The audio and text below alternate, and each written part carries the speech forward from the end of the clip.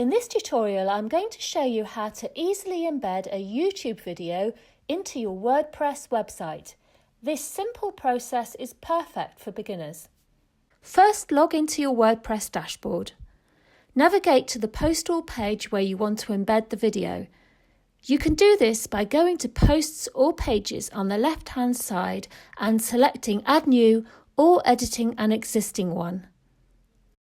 Next, go to YouTube and find the video you want to embed. Below the video, click on the Share button. A pop-up will appear. Click on Copy. Go back to your WordPress editor and click on the plus icon to add a new block and select the YouTube block.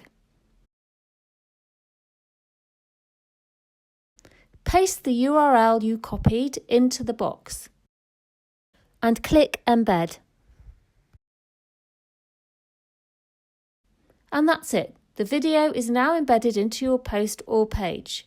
Let's see how it looks. If you found this video helpful, please click the like button and subscribe to Turtle Tech for more WordPress tutorials.